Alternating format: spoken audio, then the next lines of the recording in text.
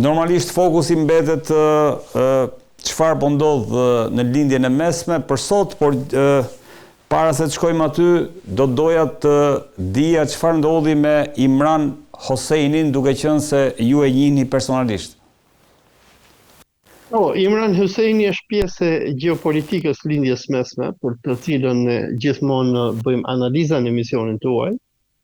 Dhe Imran Hosseini është një nga zërat më të famshëm të islamit sunit në botë, i cili duke qenë një teolog dhe një filozof islamik është nga personat më të mirënjohur në botën e shkencës së eskatologjisë.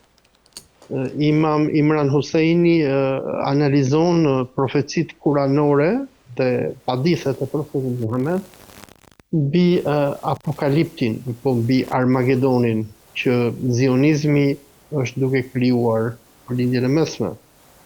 Imam Imran Hosseini ishte ftuar dje që të vinte në Shqipëri nga një grup besimtarësh në Durrës, ku nxënës të Imran Hosseinit nga Shqipëria, Kosova, Maqedonia do të merrnin pjesë në një numër leksionesh që Imam Imran Hosseini i bën pothuajse për çdo vit në qytetin e Durrësit. Megjithatë, për surprizën dhe habin e besimtarëve musliman në Shqipëri, Imran Hosseini pasi ka bërë Imran Hosseini përpara 3 muajsh ishte këtu në Malajzi, e kanë patur edhe këtu në shtëpinë time për drejt. Është një burr shumë i zgjuar, një filozof i papar. Pas leksioneve që ka patur në Malajzi dhe Indonezi, më pas rreth 1 muaj më herët ka qenë në Londër, në Angli, ku ka patur një seri të gjatë leksionesh me rabin që fut, me priftrin të ndryshëm, ku analizonte nga pikpamje islamike gjenocidin dhe krimet që bën regjimi zionist i Izraelit. Pas këtyre vizitave, Sheh Imran Hosseini ka ardhur në Ballkan, ka qenë në Bosnjë, ka mbajtur një seri leksionesh në Bosnjë, ka vizituar varret e martirëve bosnjak të Srebrenicës, ku është lutur për bosnjakët e rënë në luftë. Më pas ka patur një seri leksionesh në Bullgari dhe Rumani.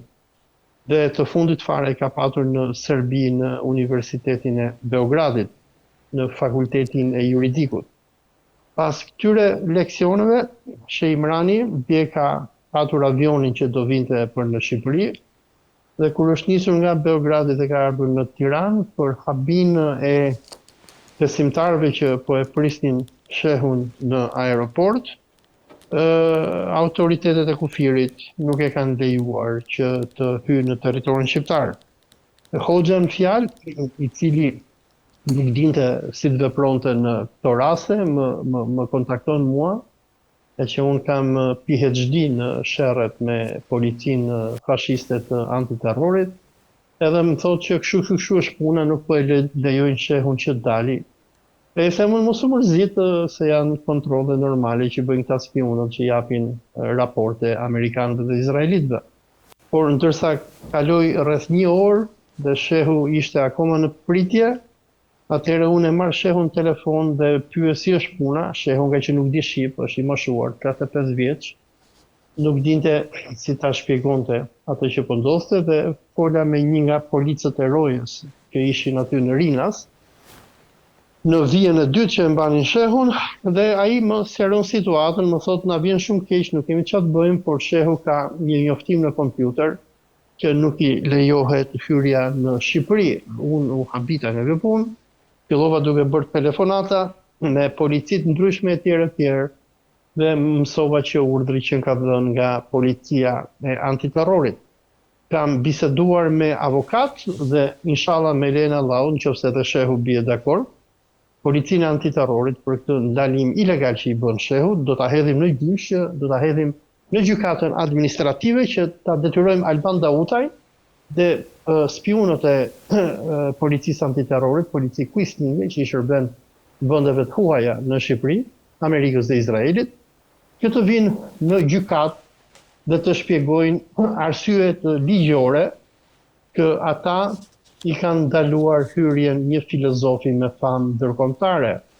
Përpara pak muajsh Imran Husseini ishte në atë këshillin e Valdajit në Shën Petersburg, nëse s'kam gabim, ku është mirë pritur nga autoritetet botërore, që nga ministri i jashtëm i Rusisë Sergej Lavrov, nga kryeministra president të gjithë jugut global.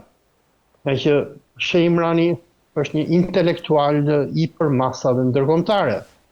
Dhe kështu puna dje me Shehun, pasi mora vesh që ishte marrë vendimi që nuk do ta linin dhe nga që ne nuk kishim çfarë të bënim, se domethënë inshallah me lejen e Allahut ne do ta sjellim Shehun përsëri në Shqipëri pasi ta fitojmë gjyqin me policinë e antiterrorit në gjykatë administrative.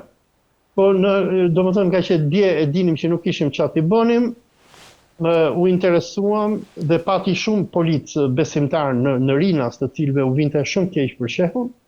U interesuam, i dërguam ushqime, sa i edhe me zihecën, ai është me pateric, ka edhe probleme me arteriet, ka stent në zemër, të cilët i gjetën një vend që kanë drejtur i shkretë deri në orën 4 të mëngjesit, kur ka marrë avionin për të kthyer mbrapsht në Serbi, për të deportuar. Olc, ndërkohë, kalojmë pak të çfarë po ndodh në midis Izraelit edhe Hamasit. Ka patur një vendim për aneksimin, një përpjekje për ta vazhduar procesin e aneksimit në West Bank. Ka patur një reagim të Donald Trump. Si e vlerëson situatën, sepse është lexuar mjaft ardhja e J.D. Vance-it, ardhja e Marco Rubios në Izrael, janë lexuar pak a shumë si përpjekje të Donald Trumpit për të, le të themi, penguar Netanyahun për ta çuar përpara këtë derisa shkohet në pikën që Shtetet e Bashkuara të Amerikës kërcënojnë me tërheqjen, le të themi, të mbështetjes. Fakt. Ka një konflikt shumë të madh në këtë momente ndërmjet presidentit Trump dhe kryeministrit çifut Benjamin Netanyahu. Netanyahu nuk po do të respektoj 20 pikat e planit të presidentit Trump. Ato 20 pikat të cilat ne i kemi kritikuar në emisionin tuaj dhe kemi thënë që ato janë, domethënë, kanë ardhur si pasojë e shantazhit që Turqia me Katarin i bën Hamasit, ku Hamasi u detyrua që të kapitullojë dhe të lirojë pengjet izraelite, me kush që Izraeli mos vrasë më njerëz, dhe të lejojë ndihmat humanitare që të hynë në Gaza, dhe Hamasi ka pranuar edhe në kolonizimin e Gazës, në kontrollin e Gazës nga fuqi ndërkombëtare.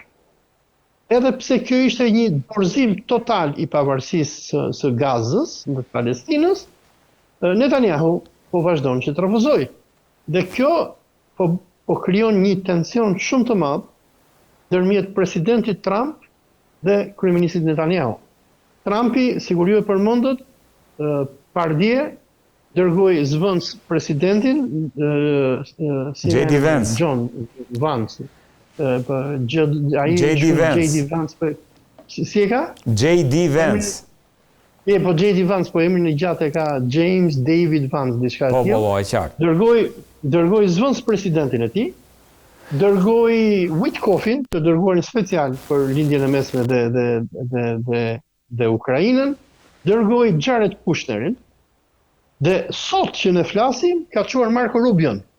Pra ka çuar zvendës presidentin, ka çuar kryeministin apo sekretarin e shtetit, ka çuar dhëndrin e tij që t'i thot Netanyahu zbato pikat e planit. Dhe po ka një tension aq të madh, saqë sigur raportonte edhe Jeruzalem Posti dje, thoshte që nëse if Netanyahu thoshte fucks with Trump, nëse Netanyahu e degeneron Trumpin, Trumpi do ta degenerojë Netanyahu. Pra, presioni ka, domethënë tensioni ndërmjet administratës presidentit Trump dhe Netanyahu ka arritur në një pikë pa parë, nga që marrëveshja që Erdogani dhe emiri Katarit negociuan me presidentin Trump për lirimin e pengjeve, për kapitullimin e Hamasit, për pushtimin ushtarak të huaj të Gazës,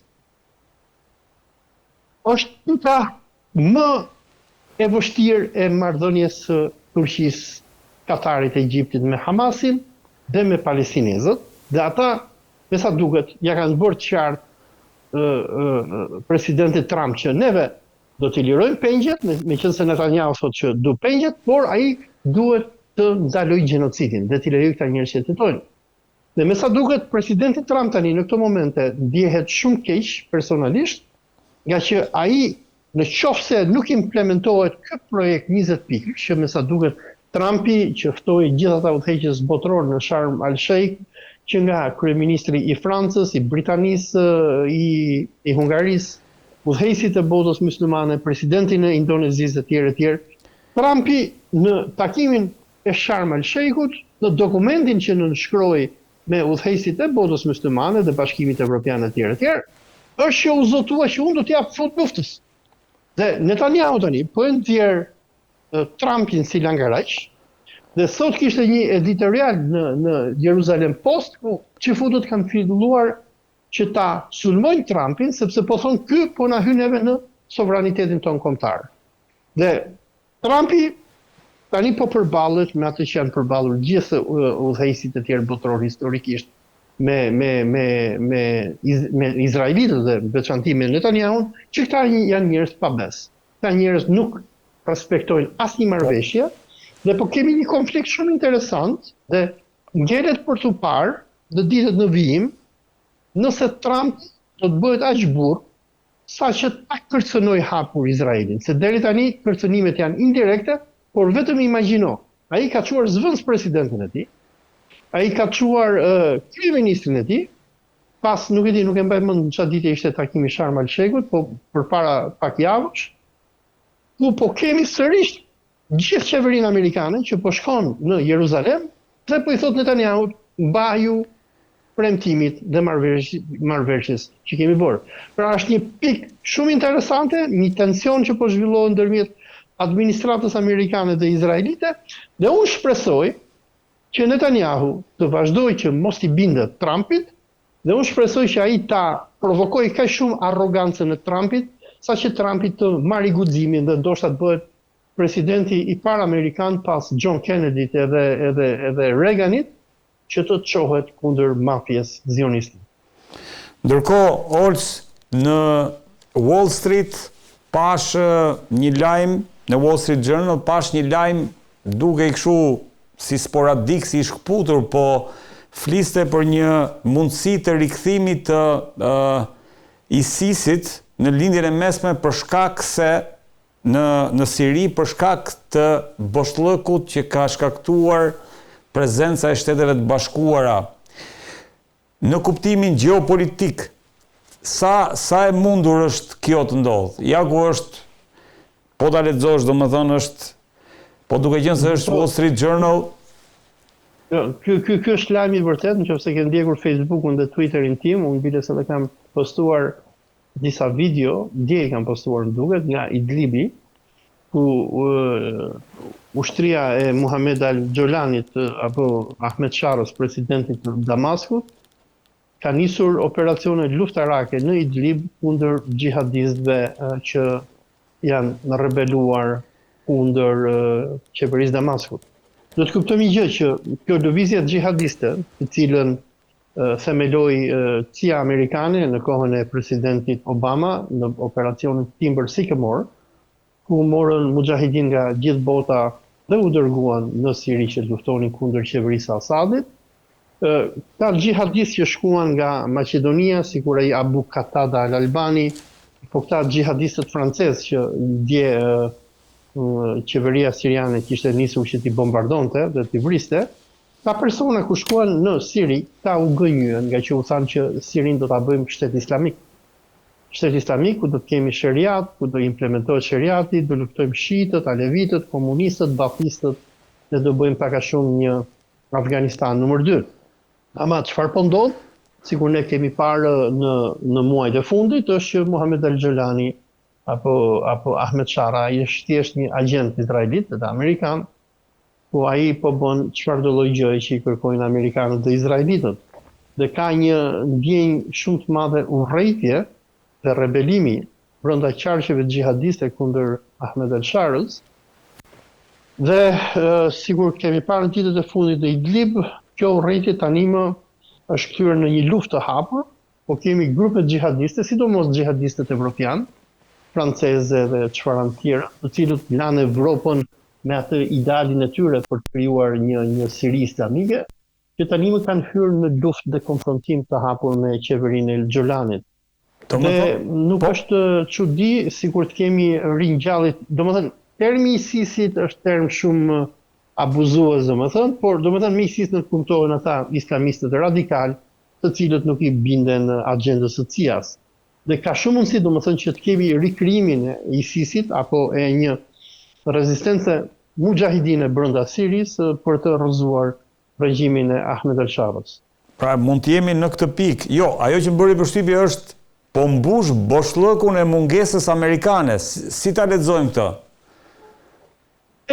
Domethënë boshllëkun e mungesës amerikane do të thotë se Siria që nga viti 2013 apo 2014 nuk jam tajmon saktësisht kur amerikanët nisën pushtimin e Sirisë, kemi patur gjithmonë amerikanët që bëheshin ose me kurdët ose me milicit tjera ose bëheshin me këta të Al-Nusrës kundër ISIS-it dhe brisnin dhe bombardonin. Po çka ka ndodhur është që presidenti Trump ka tërhequr ushtrinë amerikane nga Siria. Dhe amerikanët nuk mbështesin më hapur as kurdët, as Ahmed al-Sharën në këto momente me bombardimin e grupeve opozitare. Dhe duhet të kuptojmë diçka që kjo lëvizja mujahidine e ISIS-it është një lëvizje shumë e fuqishme dhe ishin amerikanët kur erdhi presidenti Donald Trump 2017, sigur ai e përmendi edhe kur mori pjesë në këtë fjalimin në Knesetin amerikan. Do të ishte ndërhyrja agresive ushtarake amerikane që do t'i masakronte xhihadistët. Por tani që amerikanët nuk janë më pjesë e policimit të Sirisë dhe në një kohë që turqit nuk lejohen nga Izraeli që ta kontrollojnë vendin, edhe në anën tjetër duke ditur edhe interesin e Izraelit që të përdori strategjinë e kurça e sundo, duke sponsorizuar, sigur sponsorizonte më herët grupet xhihadiste, duruzët, kurdët e tjerë.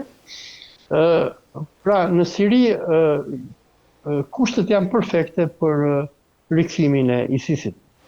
Ndërkohë, Olc, çfarë po ndodh me faktin që Netanyahu po i reziston shumë pranisë, le të themi, të trupave turke në atë që konsiderohet forca ndërkombëtare apo muslimane që do kontrollojë Gazën. Pse kjo vije kuqe për Netanyahu, ndërkohë nga ana tjetër kemi Erdogan i cili insiston në këtë pikë derisa thotë që mosprania e forcave turke mund të çojnë pikën e prishjes rënies marrëveshjes. Po regjimi i Izraelit dhe i Netanyahut e shikojnë Turqinë si armikun më serioz të tyre pas Iranit. Dhe sigur e kemi përmendur në këtë studio edhe më herët, me dobësimin e boshtit shit, boshtit iranian, me shkatrimin e Hamasit, e Hizbullahit, me rrëzimin e Bashar al-Assadit, izraelitët, sikur thonë edhe në përmedjet e tyre, ata tani po ndjejnë që po kanë përcënim nga një bosht i ri, boshti sunit. Dhe ata domethënë edhe pse Turqia nuk ka ndërmarr operacione ushtarake kundër Izraelit, mediat izraelite gjithmonë flasin për këtë boshtin sunit. Turqi, Katar, ndonjëherë fusin edhe Malezin ku jam, edhe pse Malezia është shumë larg dhe nuk bën dot gjë. Dhe ata i dinë përpjekjet e Turqisë për të kontrolluar Sirinë. Dhe Netanyahu është histerik. Netanyahu nuk e do Turqinë që ta ketë fqinj, sepse këtë domethënë kanë deklaruar shumë zyrtar izraelit në ditët e fundit. Ata thonë, me gjithë Netanyahu, ata thonë ne nuk do ta lejojmë në asnjë mënyrë Turqinë që të hyjë në Gaza, se duke hyrë Turqia në Gaza do ta kemi fqinje e para. E dyta është Netanyahu do të preferonte të kishte trupa nga Emiratet Arabe, ndoshta nga Sudani, vende leshi, vende koti domethënë që edhe po t'i vrasi nuk ka ndonjë problem.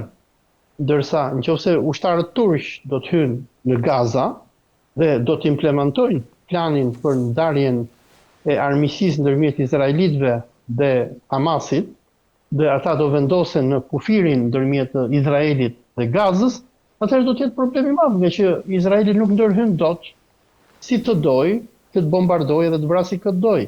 Ndërsa ne e dim që Turqia deri në këto momente ka evituar konfliktin e hapur ushtarak me Izraelin, nëse ushtria turke futet në Gaza dhe Izraeli vret turq në mas, atëherë Izraeli do të ketë një armik shumë të rrezikshëm që është ushtria e dytë e NATO-s.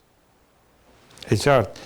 Ndërkohë, tek Haaretz lexova, domethënë që vazhdon ajo, le të themi, retorika për sa i përket vendimit që duhet marrë Irani, o me Shtetet e Bashkuara të Amerikës, o me Rusinë. A ka një dilemë në Iran për sa i përket anës nga duhet jenë? Dilema ekziston, por në këto momente ky kampi që është në pushtet, reformatorët, të cilët që nga koha e presidentit Khatami kanë mbrojtur idenë e aleancës së qytetërimeve, teori që holdi president Khatami në kohën e tij, në vitet 90, një paqëtim me Amerikën, e cila kulminoi edhe me vizitën e ish-presidentit iranian Hashemi Rafsanjani në Amerikë, armikun kryesor të amerikanëve, i cili gjatë luftës Iran-Irak drejtonte ushtrinë iraniane. Kjo rrymë tani më është dobësuar në Iran. Ka persona sikur ish-presidenti Rohani apo ish-ministri i jashtëm Javad Zarif, të cilët i mësojnë kësaj teze ku mundohen që i thonë amerikanëve le të bëhemi aleat, se po nuk u bëm aleat me ju, neve do na marri Rusia, etj. Po pas luftës 12 vitore, qershorit 2025, ku izraelitët së bashku me amerikanët bombarduan Iranin duke përfshirë edhe Teheranin, kjo dilem tani më nuk ka më fuqi në Iran. Nga që si lideri suprem, Ayatollah Khamenei, si garda revolucionare, ushtria iraniane, shërbimi sekret dhe gjithë aparatet e sigurisë iraniane janë, jo vetëm që janë në gjendje lufte kundër amerikanëve, por nuk do të pranojnë asnjë mënyrë që të bëjmë paqe me regjimin amerikan, i cili u vrau shokët, familjarët, u shkatroi shtetin në luftën 12 ditore.